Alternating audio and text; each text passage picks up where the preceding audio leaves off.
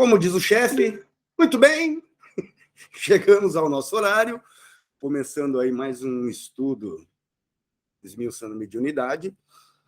Hoje, o nosso querido professor Enzio, ele não pode participar, tem compromissos pessoais, por isso nós estamos realizando a gravação e depois ele ficará incumbido de disponibilizada no YouTube e no Facebook. Tá? Então, sem mais delongas, passando hoje para a nossa preceira e para a nossa leiteira, que é a nossa querida Alvanira, por favor.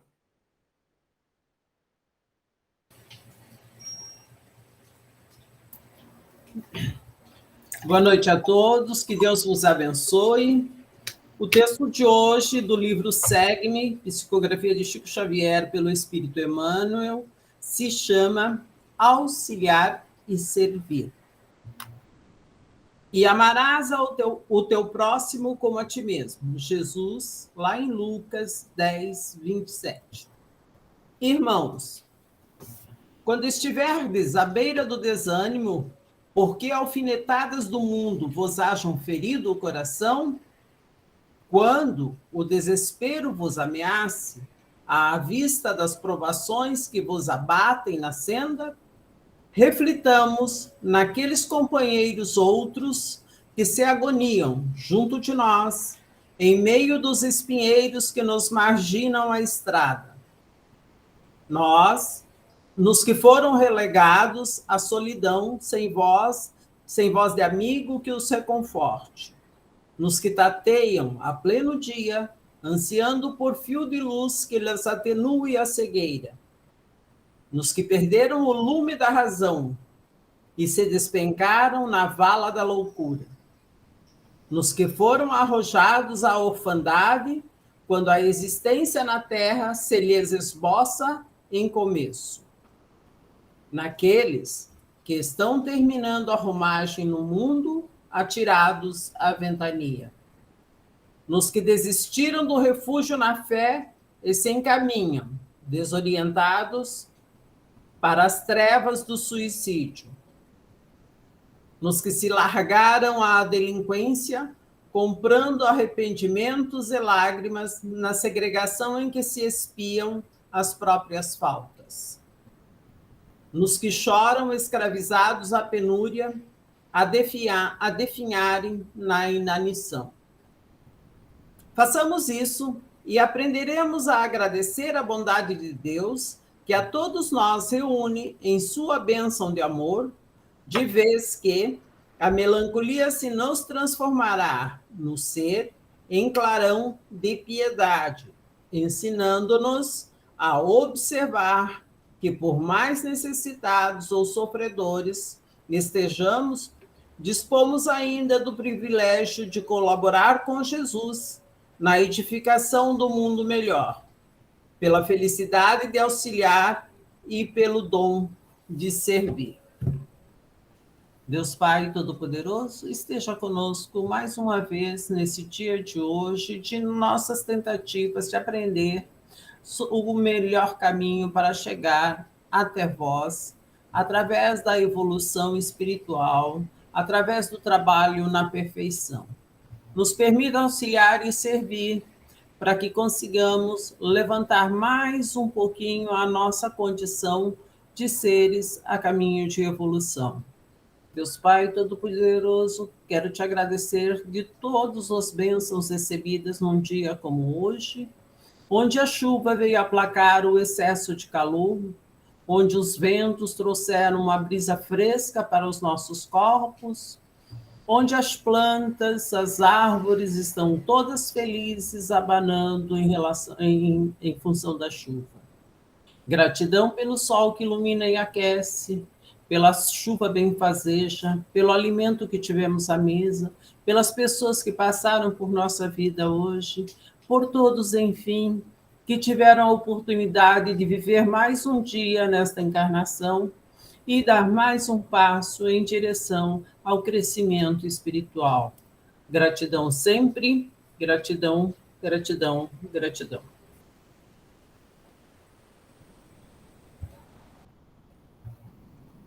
Obrigado, minha querida Alvanira. Boa tarde a todos.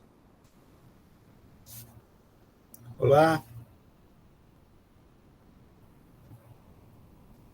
Deixa eu só arrumar um negocinho aqui.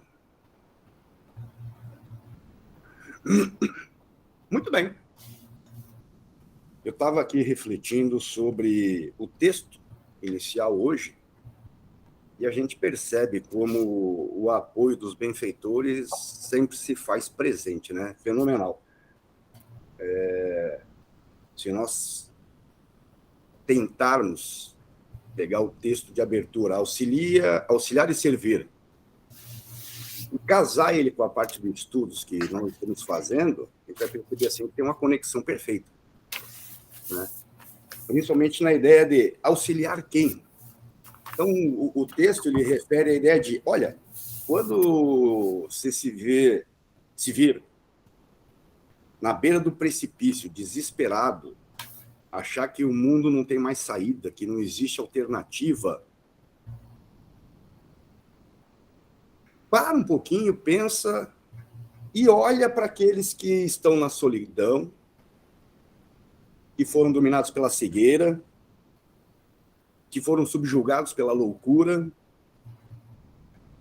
que foram jogados à orfandade, que passaram pela vida inteira e estão na condição de idosos e não produziram nada. Olhe para aqueles que estão aí na beira do suicídio, aqueles que, pelos atos que cometeram, se encontram segregados, os criminosos que estão presos tentando espiar, e compare tudo aquilo que você está passando frente ao que esses estão passando. Qual é a saída? Como é que resolve esse pepino aí, minha gente? Lembram um estudo de Pedro ontem? Qual que foi a solução para o estudo lá do Pedro ontem? Como é que resolveu tudo? Quando que dá a conversão de Pedro ontem? Simão, filho de Jonas, amas-me? Amor. A questão é amor. O lenitivo é amor. Ah, mas como é que você pode afirmar isso, Maurício? Não sou eu que afirmo, não. É só nós voltarmos à passagem de Jesus, que é trazida no Evangelho de Lucas, capítulo 10, e darmos uma olhadinha ali do item 24 ao 27. Então, a gente começa lá no 24. Pois vos digo que muitos profetas e reis desejaram ver o que vós vedes e não ouviram, e ouviram o que ouvis e não ouviram. E eis que se levantou um certo doutor da lei tentando-o e dizendo, mestre, que farei para herdar a vida eterna? E ele lhes disse, que está escrito na lei, como lês? E aí nós chegamos na indicação que veio lá de Lucas 27. E respondendo, ele disse, amarás ao Senhor teu Deus de todo o teu coração e de toda a tua alma e de todas as tuas forças e de todo o teu entendimento, e ao teu próximo como a ti mesmo. Amarás. Quando encontrar-te em desespero, olhe para aquele que está numa situação pior que a tua e desenvolva esse amor no teu coração e pare para fazer uma análise da sua situação. E como que isso casa com o texto nosso hoje? Nós estamos fazendo o estudo do esmiuçando a mediunidade, para quem vai acompanhar depois aqui pelo YouTube, pelo Facebook. Nós estamos na obra Diversidade dos Carismas, de Hermínio Corrêa de Miranda, trabalhando o capítulo 2, item 21, onde fala assim, os espíritos são gente. E ontem eu lembro que o nosso mestre, pois não, Isabel, hoje não precisa levantar a mão, não. Hoje é só abrir o microfone e atropelar, tá? Tá bom. Mas fazendo um pouquinho de ligação com o trabalho de ontem sobre o Pedro, eu me lembrei também que uma das tuas falas foi a respeito do autoconhecimento, né? E quando a gente começa a fazer esse autoconhecimento através de todos esses estudos que a gente está tendo essa bendita oportunidade, nós começamos a encontrar em nós as fragilidades e identificar essas fragilidades. E no momento que a gente identifica essa fragilidade, a gente passa a perceber E aí entra nesse item 21 dos espíritos são gente, que todos têm fragilidade como nós, alguns mais, outros menos. E aí a gente passa a olhar para essas fragilidades com aquele olhar que Jesus convidou que cada um de nós fizesse, né? Porque aí, dessa forma também, nós teremos esse olhar para as nossas fragilidades, porque é assim que a gente gostaria que fizessem com as nossas, né? Exatamente. E aí, conectando todas essas ideias, essa fala e assim esse texto introdutório na parte em que nós paramos, é óbvio, a gente volta sempre um pouquinho para tentar relembrar, né? Médios em formação, agora seguindo o texto. Vocês estão conseguindo me ouvir bem? Perfeitamente. E aí, Edith está com dificuldade, eu sugeri a ela desconectar e conectar novamente, que minha aparelhagem aqui acredito que esteja em ordem, Edith. Dá uma saidinha e volta rapidinho, que às vezes resolve isso. Às vezes pode ser o dispositivo que ela está usando que está com o som baixo. Também pode ser. Bom, mas vamos lá, vamos seguir. Então, assim, voltando ao texto, e hoje eu já alerto aos futuros ouvintes do YouTube e do Facebook, eu não me sinto a pessoa mais habilitada para dar continuidade, mas vamos lá, tarefa é tarefa, né? Médios em formação, levados por impulsos emocionais ou sonhando com a posição de veículos de importantes revelações e fenômenos inusitados, logo se decepcionam. Afinal de contas, como assinala Boddington, acabam descobrindo que os espíritos não são brinquedos infantis, mas indivíduos dotados de um claro propósito na vida e que escolhem seus médios como a melhor instrumentação para alcançarem os objetivos que têm em mente. Muito bem. E agora, conectando os dois textos de hoje. Essa observação, aliás, contém outras implicações que é bom colocar logo aqui. A de que os espíritos são gente, como qualquer um de nós, embora alguns estejam colocados muitos patamares acima de nós, enquanto outros estão 2 ou 3 degraus abaixo. Bom, vamos lá. O Enzo, ele sempre gosta muito de conectar isso com algo que faça sentido. Então, a gente está falando de trabalho mediúnico, né? Dentro da casa espírita, no centro espírita, com aquela perspectiva de... Só um pouquinho, pede para o Fábio desligar o micro. Ah, tá. Obrigada. Com aquela perspectiva de ter uma harmonia coletiva para que o trabalho se desenvolva da maneira adequada. Mas e qual é a maneira adequada? É produzir um resultado positivo com relação à espiritualidade. Né? Alguém consegue lembrar efetivamente os termos que o Enzo usa, inclusive, para definir isso?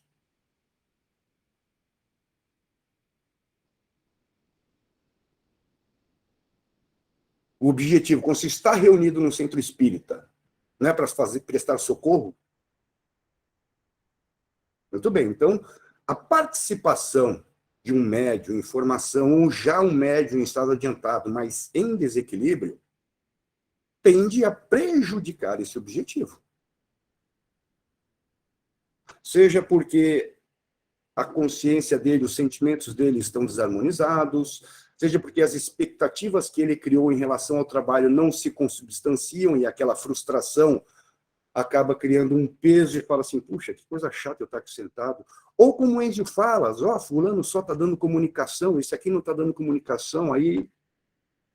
Então, pelo outro lado, existe uma participação que talvez muitos de nós não consiga perceber, que são dos nossos benfeitores ou dos nossos irmãozinhos desencarnados que estão lá ou para auxiliar no trabalho ou para utilizar-se do socorro prestado. E o que são esses seres? São gente. Gente como a gente. Acho que na Globo brincavam com isso, né? Gente como a gente. E o que isso significa? Zóia, eu não sei, mas eu sou totalmente defeituoso. Eu vim com defeito de fábrica. sabe? O cucuruto tem umas ideias assim, fala, nossa, eu queria ser bilionário. Para quê? Ah, para não fazer nada. Para ser ocioso? Para ser um desvalido que não se presta a nada? Sabe? Não, também não é assim. Mas eu tenho as minhas vaidades. Quando eu fiz a minha primeira palestra, se eu não me engano, foi... Não, minto, não é a primeira palestra, não me enganei. Quando eu me vi na contingência de ter que fazer a primeira conexão para coordenar esse grupo de estudos aqui, para tentar auxiliar, porque o Enzo tinha um compromisso, a gente caminhou todo o estudo e, de repente, lá no YouTube, chegou uma pergunta. E alguém resolveu ler a pergunta, porque eu não estava acompanhando o YouTube lá depois, e aí eu falei assim, e agora? Eu falo o quê? A pergunta era assim, mas nós, espíritas, ainda temos essa vaidade, essa apreensão com bens materiais ou com questões materiais?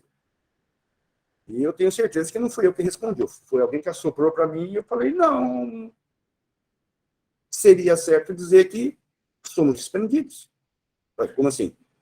Gente, nós todos temos as nossas vaidades, temos os nossos interesses pessoais, temos as nossas ambições. Sabe aquela coisinha que tem toque dentro de casa que a gente fala, isso tem que ficar assim, a coruja em cima da geladeira, ela tem que ficar olhando para a porta de entrada? Ou o espelho do corredor, ele tem que estar parado de uma tal maneira e sempre limpo? Nós criamos as nossas manias, nós criamos os nossos toques. Nós temos ainda as questões que nos atrelam muito a esta condição material e isso caracteriza a nossa imperfeição de espírito de terceira ordem. O gente como a gente, os espíritos que estão nestas reuniões, seja para prestar auxílio, sejam os coordenadores, os orientadores ou os necessitados, também são gente.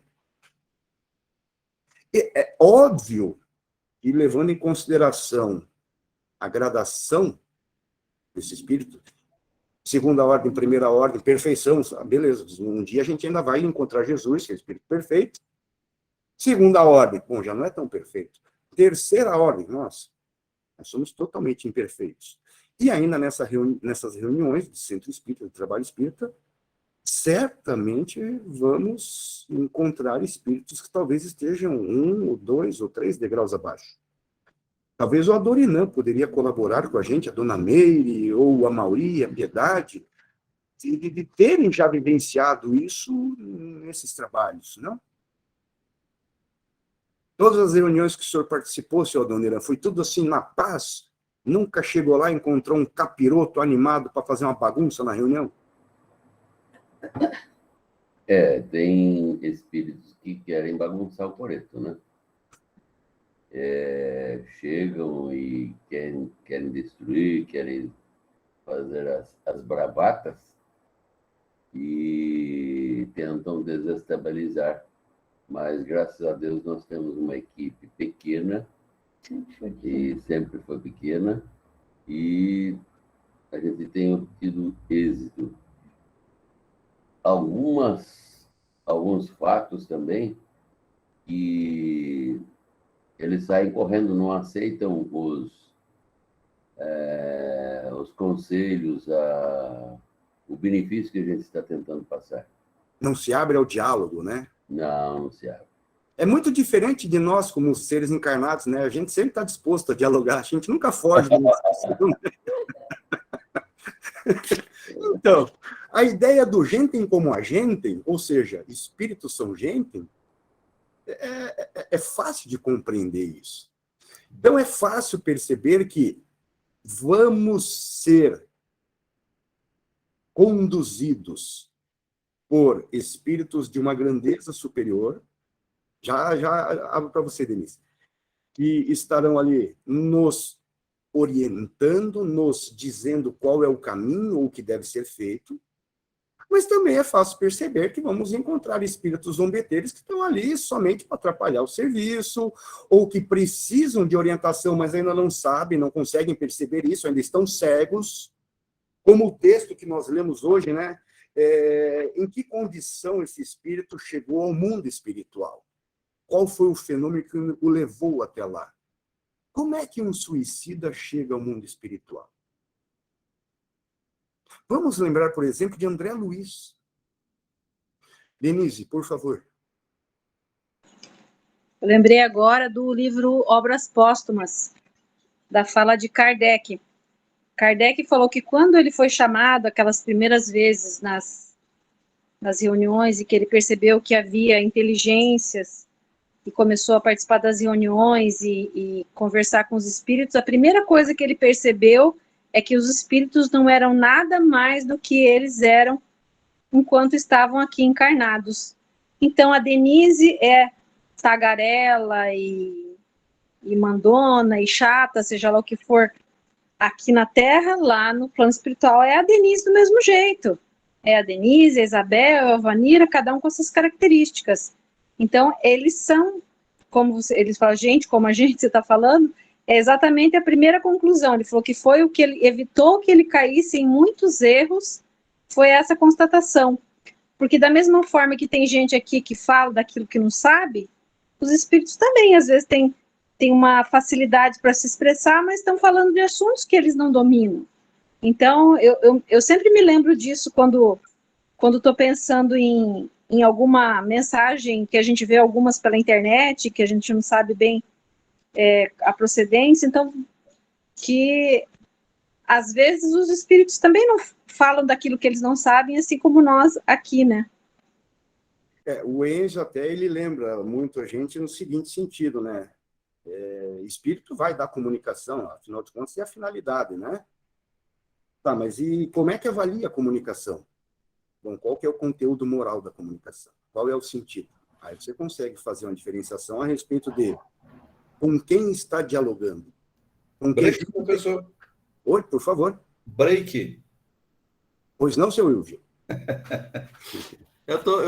O exemplo da Denise aí, do Obras Póstumas, me fez voltar a uma reunião mediúnica, onde o dialogador era um jovem ainda iniciante, e para provar que nós, os espíritos, são gente, chegou um espírito que se manifestou por um médium, e o médium, muito gentil, muito indulgente, muito fraterno: meu querido irmão, seja bem-vindo, você está num centro espírita.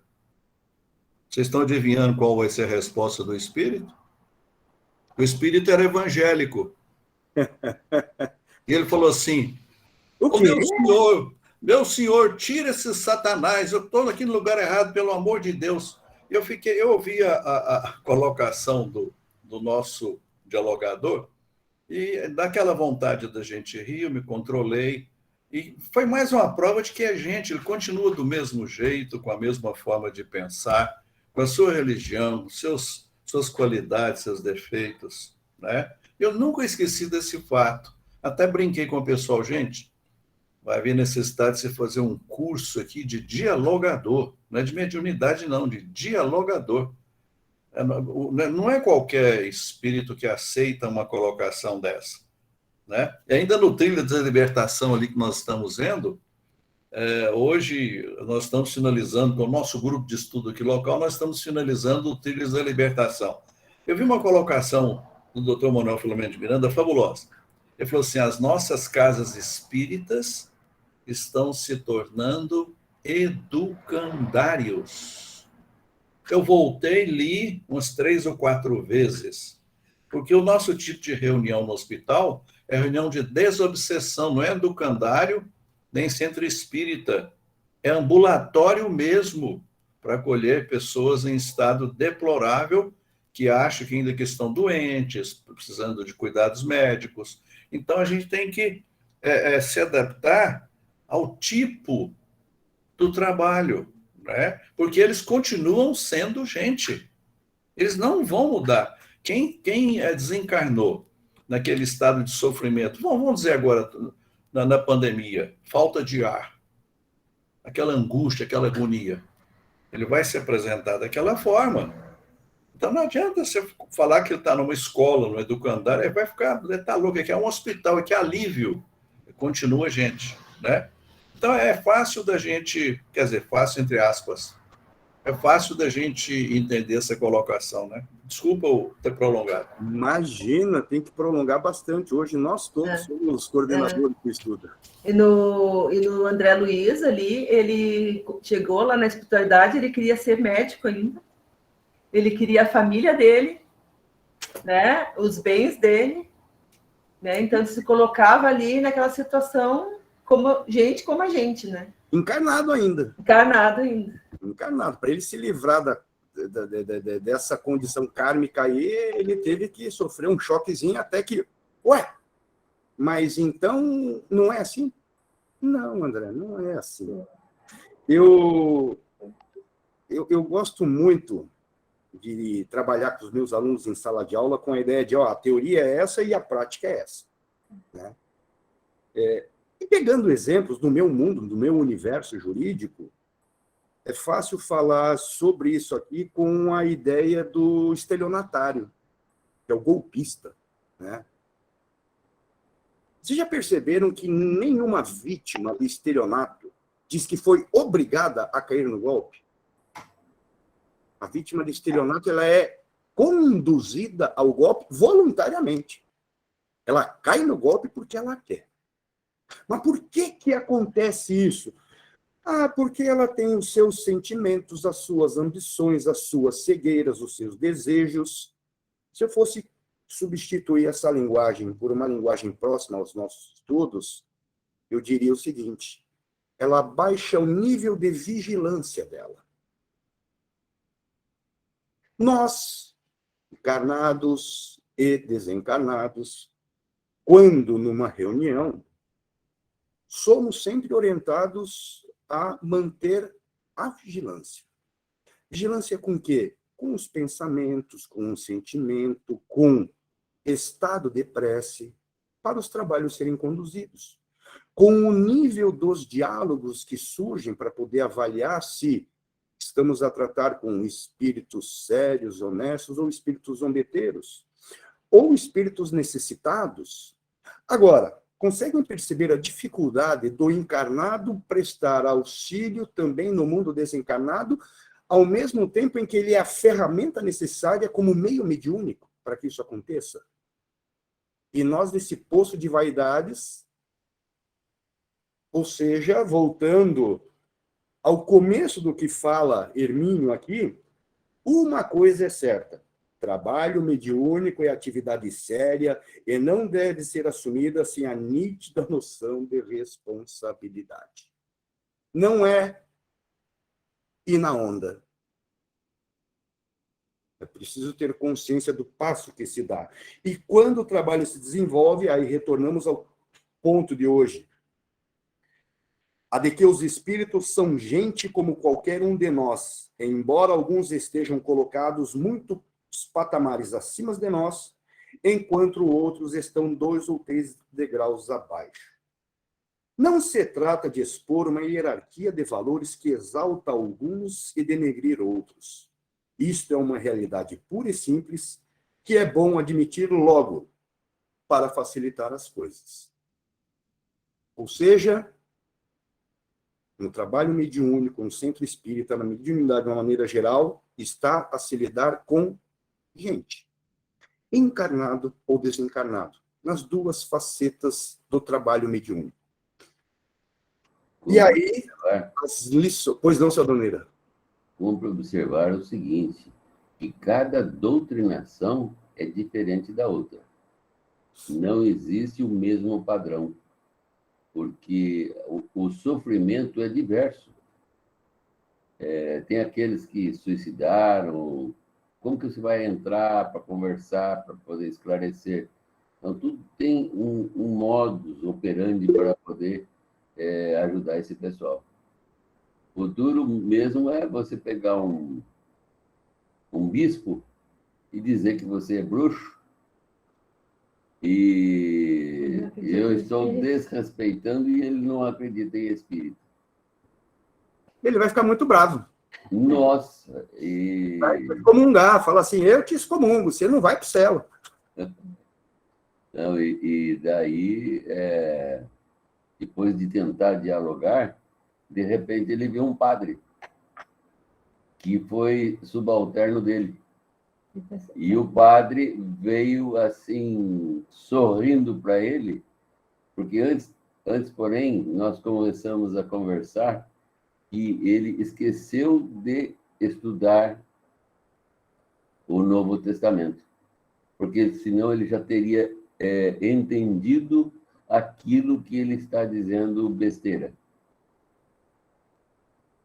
Muito bom, verdade. Eu fico imaginando assim, como é que é, por exemplo, eu, Maurício. Assim, eu adoro me colocar em fogueira, porque fica bem fácil de todo mundo entender. Eu sou prepotente com muitas coisas, porque nos diálogos que eu tenho com alguns amigos, alguns viram e falam assim: nossa, Maurício, você é muito inteligente. Durante muitos anos eu ouvia isso e não dava bola. Depois de um tempo, isso começou a me incomodar e muito. Mas por quê? Porque eu percebi que eu não sou inteligente. Eu sou culto. Existe uma diferença de uma pessoa inteligente e de uma pessoa que carrega uma bagagem cultural maior.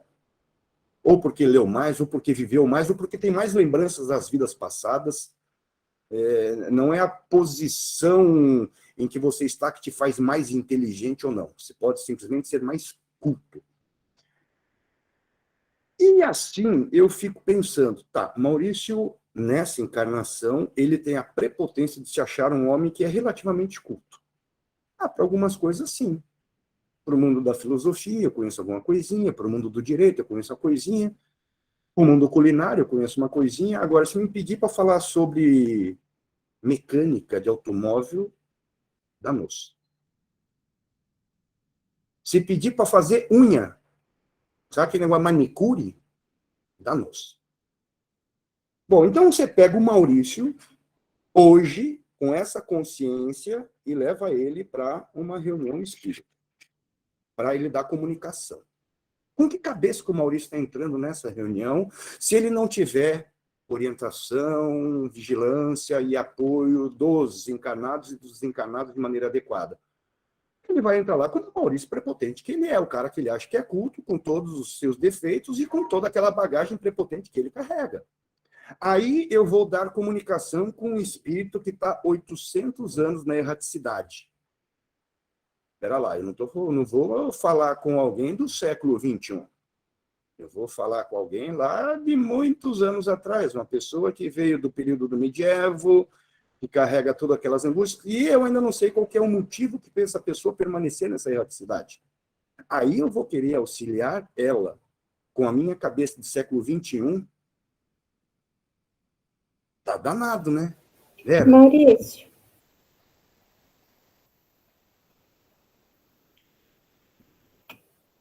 Pode falar. posso?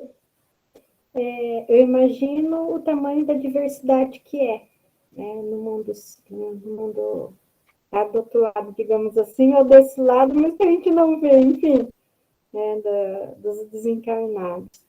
Porque dos encarnados, a diversidade humana é tão grande, que pegando como exemplo o setor que eu trabalho, mesmo que a gente pegue duas pessoas com os mesmos diagnósticos, com a mesma deficiência, com a mesma dificuldade, a forma que você vai estabelecer o atendimento educacional especializado é diferente. Sim. Porque a forma como que o sujeito lida com a deficiência e como ele vivenciou e como ele enfrenta e como os recursos que ele busca para superar aquela deficiência, para desenvolver as atividades, a história de vida dele, enfim, é totalmente diferente. Então, às vezes, por uma mesma deficiência, em pessoas diferentes, os atendimentos são totalmente distintos. Agora, imagina na vida dos desencarnados, que além da contemporaneidade, que nós vivemos uma contemporaneidade, então, uma determinada lógica política, econômica, social e cultural, também tem de todos os outros tempos. Então, a diversidade que o médium, né, numa atividade mediúnica, pode encontrar é imensamente maior do que a própria diversidade de nós encarnados. E nessa diversidade, aí eu me pergunto assim, tá, mas e numa reunião espírita de auxílio O espírito que está dando comunicação, ele fala manso, ele fala de maneira difícil. Vocês sabem a diferença do que é falar difícil e do que é falar com um nível cultural diferente? Tem uma história do Rui Barbosa, que é o furto dos patos. Já ouviram essa história ou não? Isso é fenomenal. Chega lá na casa do Rui Barbosa, lá um ladrão entra no quintal dele, vai lá no galinheiro e tenta roubar os patos do Rui Barbosa. É óbvio, quando ele bota os pés dentro do galinheiro, vira aquela algazarra, é galinha gritando, é pato, quen, quen, quen, quen, quen, quen. Rui acorda, coloca o chapéu de coco, pega a bengala, vai lá para fora e dá de cara com o ladrão com 2 patos na mão pelo pescoço, assim. Eu não lembro exatamente as palavras, mas eu sei uma parte. E Rui dialoga com o rapaz mais ou menos da seguinte maneira, assim. Ó bucéfalo, se furto os meus bípedes palmípedes para zombar da minha condição de alto ser elevado na sociedade... Não. Se furto os meus bípedes palmípedes para saciar a fome, consinto-vos. Porém, se o fazes para zombar da minha condição de ser elevado na sociedade, dar-te-ei uma bengalada fosfórica no alto da sua sinagoga, e o farei com tal ímpeto que reduzirei aquilo que o vulgo denomina nada. Diz que o ladrão virou para ele e falou, tá, seu Rui, é para levar ou é para deixar os patos? É mais ou menos assim. Rui Barbosa falou de uma maneira tão rebuscada que não deu para entender patavinas. Beleza, vamos supor que seja esse espírito que chegou para dar comunicação. Poxa vida, o espírito fala difícil, velho. Eu não entendi nada. Deve ser um espírito, ó, colado com o chefe. Será? Será que só porque ele fala difícil ele é um espírito elevado? Ou será que espíritos zombeteiros também possuem cultura e podem falar difícil? Não precisa nem falar de espírito, vamos olhar para o nosso Brasil, é só meio que olhar para a política nacional e perceber quem são os nossos comandantes para saber se são pessoas totalmente sérias ou se algumas fogem dessa seriedade, mas ainda assim possuem nível cultural. Um dos maiores problemas do colarinho branco é pensar que a pena, no Brasil, a pena ela tem a ideia de ressocialização. Uma das funções da pena é ressocializar o criminoso, certo? E aí, como é que você ressocializa o criminoso quando ele é um criminoso da alta sociedade? Então, não é só a linguagem que vai deixar claro, assim, com qual tipo de espírito estamos a falar. Oi, Isabel. Eu fiquei pensando aqui que eu nunca participei de uma reunião mediúnica, tá? Mas a gente tem escutado nos nossos estudos que não é através exatamente das palavras que se vai convencer qualquer indivíduo que vem pedir o socorro ou está ali na reunião para ser atendido.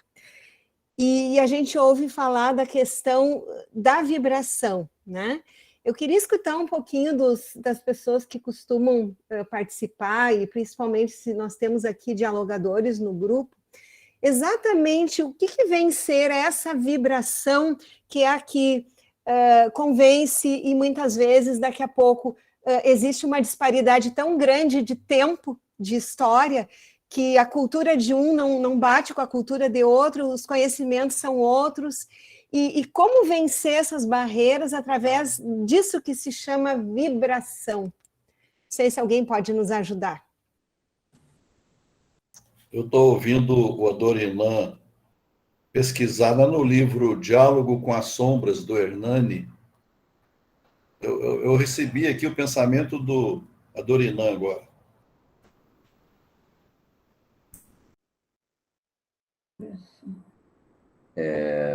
É bem complicada essa situação, porque você pega uma diversidade muito grande de espíritos, cultos ou incultos. E então tem que ter um jogo de cintura, porque aquele que quer dormir sempre, nem sempre ele foi simplesmente porque a religião disse que ele ia dormir o sono eterno. Amém também. Olha, descrever vibração é difícil, mas o médium sente quando a aproximação de um espírito muito sofrido, muito sofredor, então o médium ele vai sentir o que o espírito está sentindo, dor, frio, medo, certo? E então às vezes fica formigando a mão, a boca, o nariz, sabe? Então, disse que é devido à vibração muito pesada do espírito, o campo mental dele, sabe? O campo mental do espírito, ele se casa com o perispírito do médium.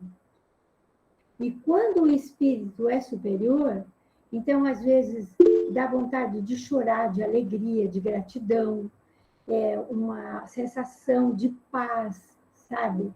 Então, porque o espírito, ele se comunica com o médium pelo perispírito.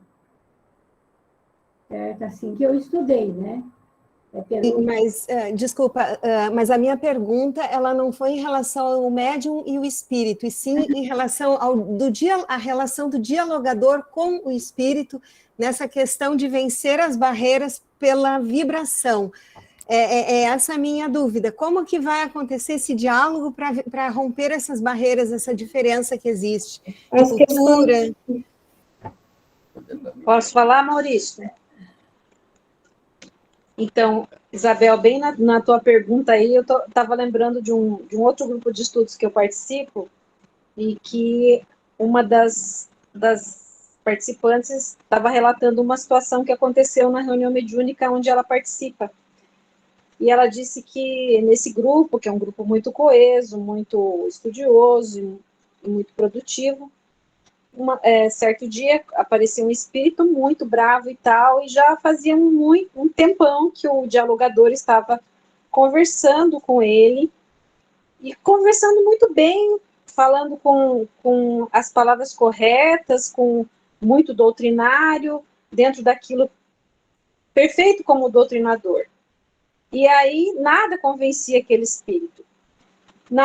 Quando ele naquele momento que ele percebeu que não ia resolver, ele falou: gente, vamos elevar o pensamento em prece, vamos vibrar amor para esse nosso irmão. Nesse momento em que eles vibraram amor, fizeram a prece, a espiritualidade trouxe a mãe dele, e ao ver a mãe dele, então ele se convenceu e foi encaminhado e foi conduzido. Então, eu penso que essa vibração que a Isabel está falando aí é o amor.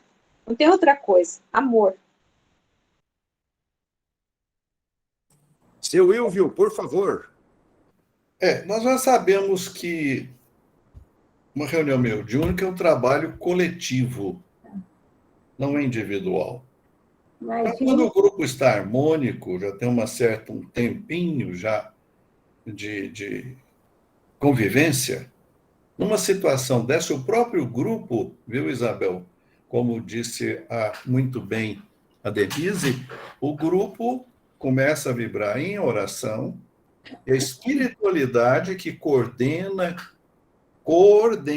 e dirige as reuniões mediúnicas sérias, né? Eles vão providenciar esse socorro ou a forma de quebrar toda essa vibração negativa, o desequilíbrio do espírito comunicante. Hermínio Corrêa de Miranda, em Diálogo com as Sombras, por isso que eu brinquei com a Dorinan, que na hora deve ter lembrado do nosso querido Hermínio. Ele recomenda, quando o espírito vai se manifestar, o dialogador é aconselhável ele calar um pouquinho, se entregar em oração, e a coordenação espiritual vai intuí-lo, inspirá-lo no que ele vai falar. O espírito, às vezes, chega, como o nosso querido professor comentou, o espírito chega todo inflamado, né? Um bispo, por exemplo, né? Como a Dorinan citou, a espiritualidade já vai soprando ali no ouvidinho do dialogador para calar ouvir o ponto de vista dele e depois ele vai acolher os conselhos, a orientação para conduzir o diálogo. Então, na pior das hipóteses, é calar e orar. A espiritualidade não nos deixa sós. Tranquilamente, pode confiar. Eu já me vi em cada papo de aranha, como diz na gíria, né, numa reunião mediúnica, não como dialogador, mas como participante, que eu pensei, meu Deus do céu, e o dialogador agora, como é que vai sair dessa? Enquanto o espírito se manifestava, o dialogador calado, eu pensava, e agora? E quando menos esperava, o dialogador vinha com aquele carinho, com aquele amor, uma palavra suave, ou então, como o Adorinã, a Dona Meire comentou, um espírito familiar Exato. faz presente e causa aquele impacto, aquele choque no espírito comunicante que veio todo atribulado. Então ele se desmancha, ele quebra aquela coraça que ele chegou com vibrações negativas, né? Muitas vezes a mãe, sabe, como a Denise falou, aqui na reunião mediúnica do nosso grupo, muitas vezes ocorreu que a mãe veio falar com o filho. Aí o dialogador fala, observa quem está do teu lado. E é interessante que o espírito que está perturbado, que está ali comunicando, ele não vê enquanto o dialogador não mostra para ele. Ele fala, observa quem está do seu lado, aí ele vê. Certo? Aí ele consegue ver. Eu não sei se é o Manuel Filomeno que fala isso, que é realmente, enquanto antes disso ele não consegue ver. Daí fala, olha quem está do teu lado. Aí ele vai falar, é minha mãe, ou é meu irmão, é meu pai, ou é um amigo, mas ele já morreu. Ele fala, ele já morreu, como que ele está aqui? Fala, pois é, mas você também morreu, meu irmão. Ele já morreu, não pode ser uma coisa dessas. Né? Faz tempo que eu sei que ele morreu. Pois é, você já também fez a sua passagem. Porque tem uns que chegam falando que não acreditam em espírito, que isso é onde já se viu falar isso, que não existe espírito. Daí ele vai perceber que ele é um espírito, né, desencarnado. Entende? Isso daí. E a prece, né, como a Denise citou, a prece é muito importante. O Adorinã usa muito esse expediente.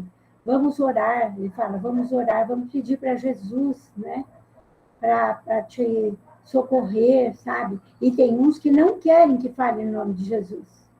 Não aceitam. Já aconteceu isso também. É demorado aí. Vocês verem o quanto eu sou pequeno ainda, né? Preciso crescer muito. Eu ouvindo aqui a Dona Meire, ela deu um exemplo fenomenal, né? Então, tá lá o espírito. Muito obrigada. Cílio. Ficou muito claro. Muito obrigada a todos que se manifestaram aí. Eu acho que cada reunião, mediúnica é um aprendizado novo, né? Porque cada uma é uma experiência nova e tu vai exercitando até que tu vai dominando, já se flexibilizando com os atendimentos. Dona Meire, Dona Meire, consegue nessas reuniões, consegue identificar por que ele não aceita o nome de Jesus? É porque ateu, outra religião, outra crença? Tá difícil de ouvir a voz da Vera. E agora, melhorou? Melhorou? Melhorou. Você pode... Tá. Nessas reuniões mediúnicas, consegue identificar por que ele não aceita falar o nome de Jesus? Porque é outra religião, Jesus tem outro nome, porque é ateu? Não, é porque eles nunca nunca se preocuparam com religião, nunca foram ligados a Deus, sabe? Tiveram uma vida, às vezes, promíscua, uma vida cheia de falhas, né? Então, não tiveram as virtudes espirituais, por mínimas que fossem, né? Então, por isso, eles passam por um mundo espiritual desse jeito. Eles não se modificam. muitos vão aprender alguma coisa lá no mundo espiritual mesmo. Até queria comentar, naquele livro Memórias de um Suicida, tem um personagem, se não me engano, é Mário Sobral, alguém deve ter lido. E ele foi professor na Universidade de Coimbra, em Portugal, que na época era a maior faculdade do mundo, certo? Coimbra, as universidades de Portugal eram, assim, exemplo para o mundo inteiro, né? Então, ele chegou e falou que queria respeito, porque ele era um professor da Universidade de Coimbra, e dava para se ver que a roupa dele é aquela roupa que ele usava, terno, gravata, camisa branca, mas estava em petição de miséria a roupa dele, estava acabada, e ele não percebia isso. E daí, quando ele falou isso, os espíritos que estavam ali, que ele morreu, ele suicidou também, né?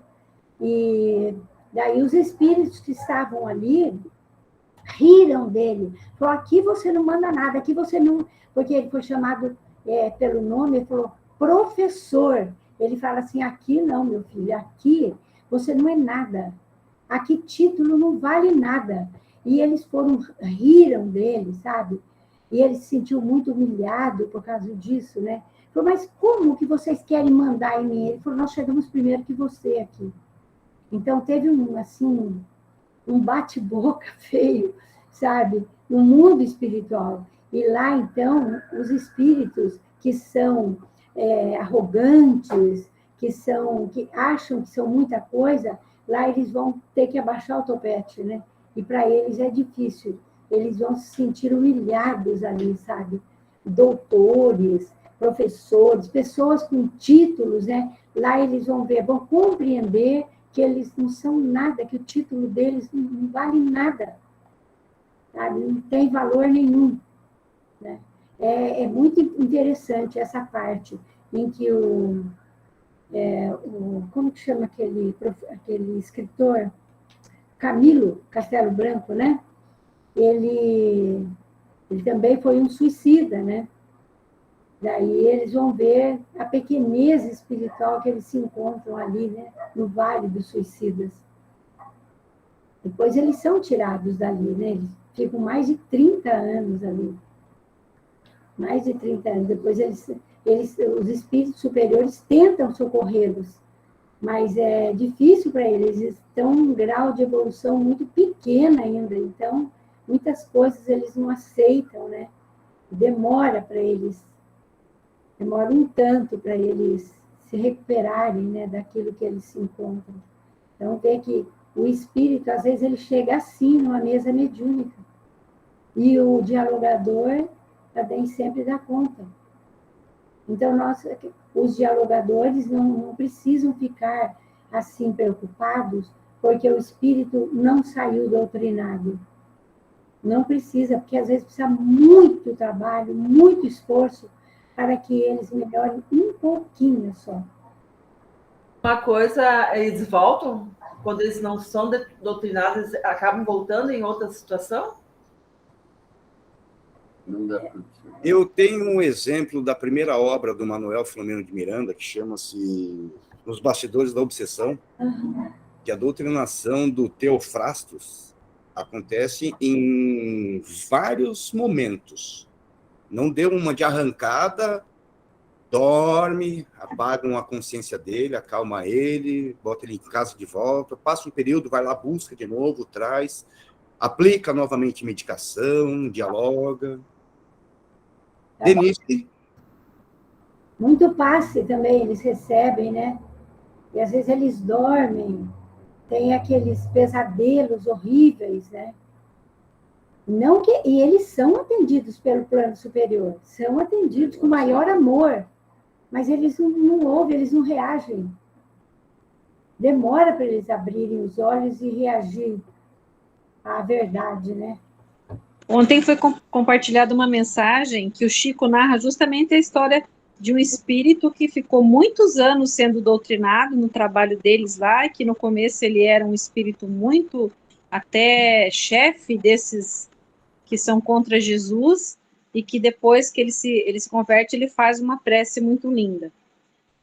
Então, sim, eles voltam, às vezes precisa muitas vezes. E respondendo também junto com a dona Meira a pergunta da Vera, eu me lembrei que muitos desses espíritos que são contra Jesus é porque eles foram sacrificados, mortos ou violentados em nome de Jesus, perseguidos lá na época da Inquisição ou em guerras, essas guerras religiosas. Então, tem muitos espíritos que têm horror a Jesus, mas por causa disso, não por causa de Jesus, mas por causa do que os homens fizeram em nome de Jesus. Tem muitos espíritos que ainda vão nas reuniões mediúnicas nessas condições. É bem triste de ver. Pessoal, preciso sair um pouquinho antes. Muito obrigada pelo estudo, um abraço e até amanhã. Roselaine, por favor.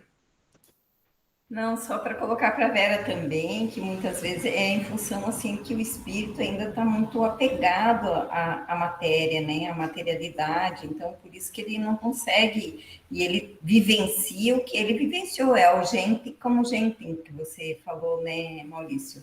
Então, ele ainda está trazendo essa questão da materialidade, né? Daí, Isabel, também complementando tudo que foi falado, essa questão da vibração, eu vejo assim que é como se o grupo abraçasse esse espírito com amor, entendeu? Acolhesse ele, né? Então, aquele abraço de pensamento nessa vibração é o que faz com que ele comece a despertar, né? E perceba que ele não está mais lá ainda encarnado, ou que ele começa a ficar mais tranquilo, e é bem como a dona Meire falou, nas nossas reuniões, embora assim, a minha experiência é muito pequena, né, mas é exatamente isso que a gente vê. Na maioria, eles despertam, ou é por um tio, uma madrinha, um tio muito querido, que eles gostavam muito, mas geralmente é a mãe. E é interessante, né? Nem é o pai, geralmente é a mãe. Talvez o Enzo consiga falar mais sobre isso também, né? Por que é a mãe? Ou a gente já até tem essa noção, né? Desse envolvimento com a mãe, né? Acho que era isso. Chefe Enzo, boa tarde. É a sua vez. Por que é minha vez, Sei? Sei de nada, eu estou só olhando. Você tinha levantado a mãozinha? Então, deixa eu seguir aqui. Foi sem querer. Mentira. Então tá eu estava testando. Gente, vocês repararam como tudo que nós trocamos de ideia voltou a Lucas 10, 27, que foi o texto preparatório de hoje? E amarás ao teu próximo como a ti mesmo. A tudo que nós discutimos do espírito gentem como agentem e apresenta as qualidades, os predicados, os defeitos, as ambições. Como é que você trabalha isso? Qual que é a ferramenta para trabalhar isso tudo? Amor. Ama. Amor não machuca, amor não fere, amor não destrói, amor não cria consequências negativas. Porque quem ama sempre pondera, avalia, se mantém vigilante, tenta perceber o que está por trás, de repente, de uma atitude, de um pensamento ou de uma maneira de se portar. Amor não é agir de forma batalhoada. Bom, Maurício, só uma coisinha. Até duas. Bom, eu não vou falar em relação ao que foi lido, porque eu não acompanhei a leitura, então não me atrevo. Mas duas coisas que foram pontuadas enquanto vocês estavam falando, né? A questão de que muitos espíritos têm raiva do que fizeram com eles em nome de Jesus, e por tabela eles têm raiva de Jesus. Um dia desse a gente estava conversando com uma pessoa muito querida e muito sábia, e falávamos no nosso movimento espírita, das pessoas que não querem saber de religião, mas de jeito nenhum. É um movimento que muitas vezes parece que é um por uma não é o aspecto religioso, aquela questão do religiosismo, que nós combatemos, né? Nós combatemos o religiosismo, a institucionalização religiosa do espiritismo, com a ideia de um clero, com a ideia de o centro espírita é uma igreja, sabe? Essa coisa de institucionalizar religiosamente falando que é espiritismo. Mas é uma coisa assim, muito radical, sabe? E nós conversávamos e a conclusão que chega é que são pessoas que nós mesmos perseguimos em nome de Jesus e que hoje estão no espiritismo porque o espiritismo é um caminho interessante. E aí adota o espiritismo, mas tem um problema sério. Enzio, uma sugestão. Fecha a tua imagem e deixa só o teu som ligado, que daí a tua internet vai ficar mais lisa. Aí, pode falar. Então, essa questão de pessoas que têm uma certa aversão a Jesus, porque realmente em nome de Jesus, não é só nas reuniões de homens, elas estão no movimento espírita que tem um aspecto moral, religioso, não admite que torne exceção. E quando a Roselane, as mães surgem mais nas reuniões para correr esses processos, é porque é o seguinte, na condição de encarnados, a mãe, o personagem mãe, é o personagem que melhor expressa o amor. Não é o personagem pai, não é o personagem irmão, não é o personagem este ou aquele, é o personagem mãe. Quando se nasce na condição de mãe, é que está apto a treinar amor. Começar o treino de amor. É por isso que geralmente são as mães que vêm. Perfeito. Perfeito. Meus amores, vamos concluir hoje, que nós já estouramos um pouquinho o nosso tempo. Só vamos fazer a sacrossanta via, né? Parabenizar hoje as meninas. Hoje teve estudo com as crianças às 17 horas. Isabel, quer fazer o mexan? Hoje a gente começou uma nova história, apresentamos novos 2 personagens, que é a Lili e o Joca, que vão nos acompanhar nas próximas historinhas. Vocês vão ver que eles são personagens bem divertidos, queridos, e bem criança, são 2 criancinhas, e certamente vai divertir bastante, mas trazendo assim, muita coisa bacana, muita lição, muita coisa atual para a gente pensar em relação à tarefa de evangelização. E quem quiser rever, onde que está? Lá no YouTube? No YouTube, nos canais da Web Rádio Estação da Luz. Perfeito. Amanhã... É uma delícia ouvir, viu, Maurício? Eu já entrei, já assisti, já ouvi, é uma delícia. Eu peguei um pedacinho, que eu tive que preparar a abertura aqui, peguei um pedacinho, mas depois eu vou rever, tá muito top. Amanhã, às 9 horas da manhã, diretamente do Japão, nós teremos o estudo de Pedro. Eu não consegui achar o título aqui, porque o meu WhatsApp, ele não... O Natal do Apóstolo. Por favor, o Natal do Apóstolo. Natal do Apóstolo. Pelo Zoom. Pelo Cláudia Zoom. Amanda é pelo Zoom. Cláudia Amanda pelo Zoom, às 9 horas da manhã. Às 6 horas da tarde, nós teremos o estudo esmiuçando, seguiremos. E às 20 horas, quem quer fazer o merchan das 20 horas? Acho que eu estou sozinha aqui. Então vou eu de novo. Bom, então fica o convite para quem quiser descobrir com o Pedro como encontrar a paz. Ontem a gente teve, pelo estudo que o Maurício conduziu, muitas dicas, muitos caminhos, e nós vamos ver numa história de um personagem a postura de Pedro. Como está esse Pedro agora, frente a uma situação que a maioria de nós iria ficar muito indignado de atender aquela criatura. Vamos ver como é que Pedro vai atendê-lo. Então, fica para amanhã. E, com isso, essa é a forma de se conseguir a paz, segundo Amélia Rodrigues. Então, 20 horas, Pedro, humano demais. E no sábado... Só um detalhe, Maurício. Oi? Só um detalhe. Pelo meeting, e não será transmitido porque realmente ainda não conseguiram, certo? Então, será gravado pelo meeting, transmitido pelo meeting. Perfeito. E no sábado pela manhã, finalizando, também diretamente do Japão, qual que é o título, tio Enzio? Sou um homem pecador. Sou um homem pecador. Pelo Zoom, tá, gente?